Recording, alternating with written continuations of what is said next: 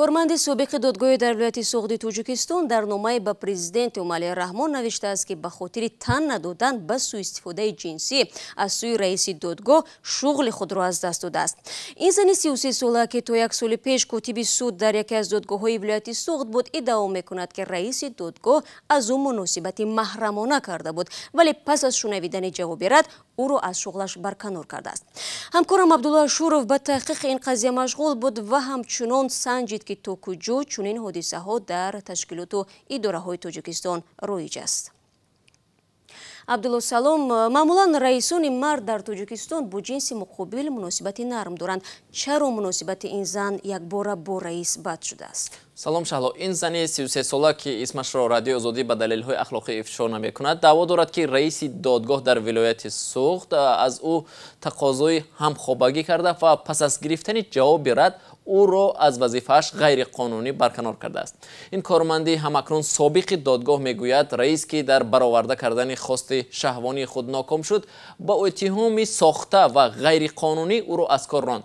برای برقرار کردن حقوق کاری خود این زن به عنوان پرزیدنت و مقامات دیگری تاجیکستان از جمله رئیس دادگاه عالی بیش از 30 نامه نوشته است. از جمله در نامه اخیرش که نسخه از آن در دست رادیو آزادی است وی از پرزیدنت عملی رحمان خواسته است شغل پیشینش را برقرار کند، ولی به نظر می رسد برخورد تبعیض‌آمیز نسبت زنان در سطح‌های مختلف دولتی به ویژه در سیستم سودی تاجیکستان باعث شده که شکایت‌های او به عنوان یک زن تا به حال نادیده گرفته شود. از جمله در پی شکایت‌های او با دستور دادگاه عالی و ولایت سوغد دادگاه ناحیه قرار از کار رانده شدن این کارمند دادگاه را سنجیده دعوای زن را رد کرده است. در تماس‌های با تکرار رادیو آزادی رئیس این دادگاه پاسخ نداد، اما در دادگاه عالی تاجیکستان گفتند برکناری این زن به آن ربط دارد که هنگامی به کار پذیرفته شدن در معلوماتنامه قبلا محکوم شده بودن برادرش را ذکر نکرده. خب عبدالله، حالا در مورد حادثه جداگانه گفتیم، اما تا کجا چنین حالت‌ها در اداره‌های تاجیکستان رایج است و آیا زیادن زنانی که با چنین برخورد از جانب رئیس دچار آمدند؟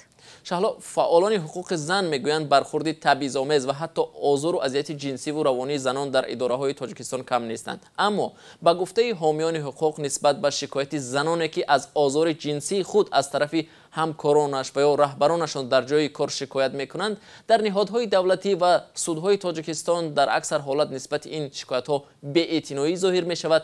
ضمناً کمیته کار با زنان و عائله تاجیکستان اخیراً لایحه تغییر و علاوه‌های به قانون جنایی و عائله را پیشنهاد کرده است و عین زمان این طرح در دست بررسی است که در صورت قبول شدن جزا برای این گونه رفتار سخت‌تر می شود. خب تشکر عبدالله برای صحبت.